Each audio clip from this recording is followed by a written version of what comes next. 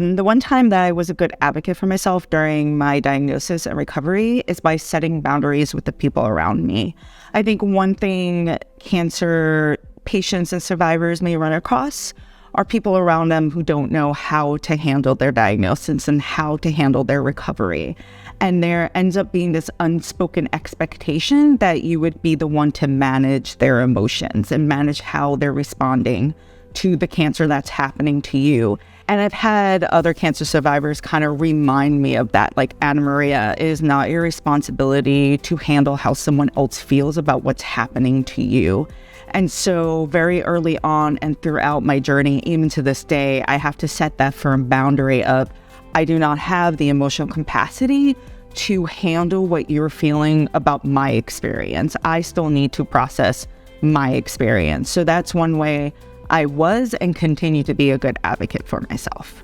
I would advise other patients and survivors to put themselves first. I think that is the best way someone can be an advocate for themselves, a good advocate for themselves, if they realize that what they're going through, their experience, their emotions, that should come first. Processing that should come first. Sure, we need to navigate the dynamics of relationships that are changing as we go through this journey, and we do have to be cognizant about how we exist in the world and we project ourselves, but at the same time, we cannot bury or compartmentalize our experience in order to make the people around us feel safe or secure, because we need to feel safe or secure first. So I would say being a good advocate for yourself means setting boundaries, being able to tell others, this is what I need, this is how I need it, and this is what I'm going through, and you need to respect that, can go a really long way. Well, I became involved in raising awareness in the wider community because I realized that there weren't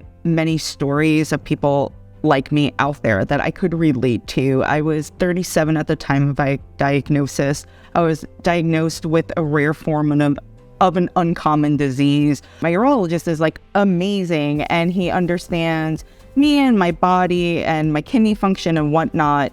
But there's still not many stories out there that I could relate to. And so I wanted to be that voice for other people, or at least that profile for other people who they could come to me and be like, hey, I can relate to you. Can you help, or can you guide, or what advice do you have? I think there is something unique about advocating for yourself as someone who's diagnosed with a rare cancer type. Honestly, what's unique about it is that you really have to fight hard to get people to either understand you or take you seriously, especially with a cancer type that doesn't have many treatment options, right? And so my only treatment option was surgery. And, he took my whole kidney out because the tumor was too close to my renal vein.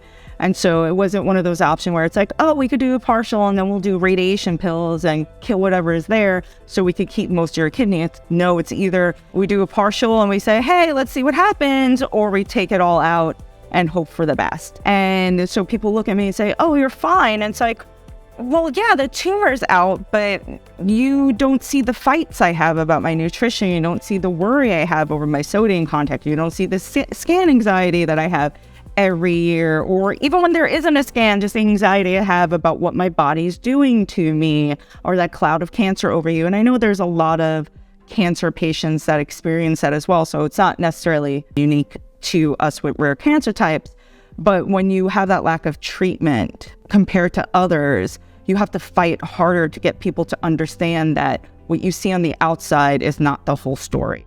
As someone who's active on social media, one thing it gives me is a sense of support in a way that I can't get from the other people in my life. And the other people in my life are wonderful and they're great. But again, going back to the fact that it's a rare cancer and that I'm young, being able to share my story on social media and connect with others who know exactly what I'm going through or close to what I'm going through, and being able to guide them, and that must guide me. Even if they're early in their journey, I'm still learning new stuff.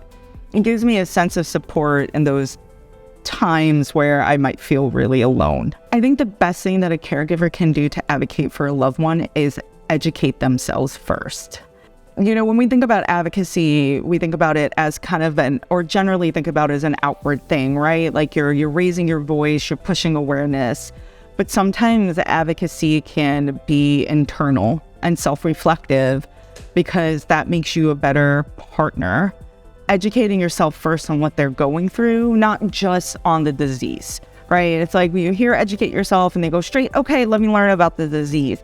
Not just the disease, but what it means to be a cancer patient, what it means to be a cancer survivor. Often survivorship is more traumatic than the cancer itself. Like the cancer can happen in a span of a month, and then now you have to live this whole new life as someone who has, had cancer and may have it again and is waiting to, know if their life is okay. And so educating yourself about the ins and outs of survivorship, the experiences that they may be going through.